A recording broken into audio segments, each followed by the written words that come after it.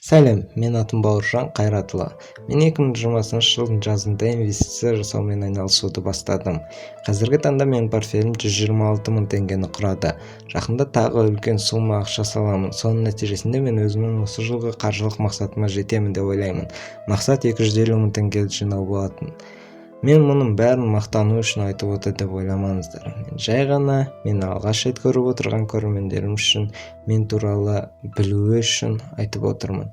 Мені бір алаяқтармен шатастырмау үшін әрине. Себебі ақша жүрген жерде алаяқтар да көп болады. Ал бүгінгі видеода мен маған кітаптардың берген көмек туралы айтып бергім келеді. Мен кітап оқуды мектеп кезімнен бері бастағанмын. Алғашында балаларға арналған тарих туралы және астрономия туралы кітаптар болған. Сосын Ғабит Мүсірепов, Александр Бектердің кітаптарын оқыдым. Үйде аталарым оқыған кітаптар болған. Қазақ солдатын оқыдым. Волоколамское шоссені оқыған кезімде Бауыржан Момышұлының мінезімен таныстым. Сол кітап менің де дүниетанымыма үлкен әсер етті. Ал 16 жасымда алғаш рет бизнес әдебиетпен таныстым. Ол әрине Роберт Кийосакидің «Богатый папа, бедный папа» кітабы болды. Ол кітап менің келешек өміріме деген көзқарасымды 10 рет аударып жіберді. Қазір мен қарап отырсам, ол кітапта айтарлықтай ешқандай супер керемет ақпарат жоқ екен. Бәрі түсінікті. Бірақ мен 16-да болған кезде ол кітапта мен үшін таңқаларлықтай дүниелер жазылған.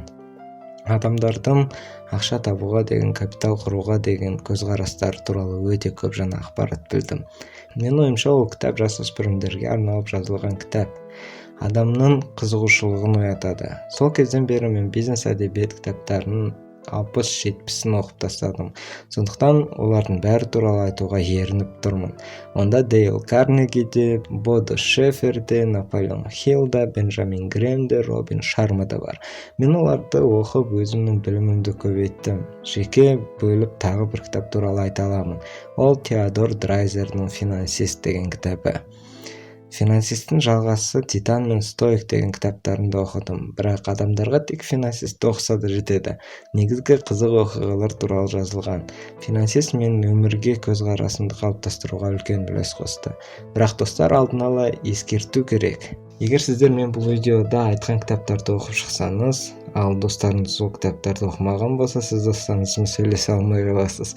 Яғни сөйлесе аласыз, бірақ сізге олармен сөйлесу мүлдем қызық емес болады. Олар сіздің әңгімеңізді түсінбей кетеді. Себебі олар сіз білетін ақпаратты білмейді. Сосын мен ескертпеді деп ренжімеңіздер. Бизнес және инвестициялар туралы кітаптарды оқығаннан маған тиген негізгі пайда, ол мен кітапта жазылғандай көп заттарды бірден дұрыс жасаймын. Яғни мен азырақ қателік жасаймын. Ал жас кезінде неғұрлым аз қателік жасасаң, соғұрлым болашақтағы инвестициялық нәтижелерің жоғарырақ болады. Нәтижесінде мен ең маңызды ресурсты бекерге жоғалтпаймын. Жоқ, ақша емес, уақытты бекер мәнсіз қателіктердің кесірінен жоғалтпаймын. Ал инвестицияда ең маңызды фактор ол сіздің инвестиция жасау уақытыңыз. Мысалы, мен қазір жасым 20-да, 40 жасыма дейін жақсы нәтижелерге жетуге болады. Ал егер мен қазір кітап оқымай бастасам, мен өте көп қателіктер жасайтын едім. Сондықтан көп уақыт бекерге кетер еді. Ал енді әлем классикасы туралы қысқаша айтып кеткім келеді. Федор Достоевский, Лев Толстой және әрине әлем классикасы туралы айтқанда Михаил Булгаковты айтпау үлкен күнә болар еді. Маған бәрінен көп көркем әдебиеттен Федор Достоевскийдің кітаптары ұнайды. Білмеймін, маған қатты ұнайды. Әсіресе депрессия кезінде оқысам міндетті түрде сені жан дүниеңді жаулап алатын кітаптар. Ал маған ең қатты әсер еткен көркем әдебиет кітабы ол Михаил Булгаковтың «Мастер и Маргарита» кітабы. Ол кітаптың мағынасы өте қызық. Философия, сенім, махаббат, адам жаны туралы өте керемет туынды. Ол кітапты оқыған адам бәріне ұнайтынына сөз беремін. Бірақ жасыңыз 18-ден жоғары болуы шарт. Себебі одан жас болсаңыз кітаптың мәнін түсіну қиын болады. Достар, мен алдыңғы видеоларда кітап оқу керек туралы өте көп айтқанмын. Сол видеолардың астында қандай кітаптар оқу керек туралы сұрақтар қойылды. Бұл видео соларға жауап ретінде жазылған видео. Сіздерге ұнады деген үміттемін. Лайк басып арнаға тіркеліңіздер.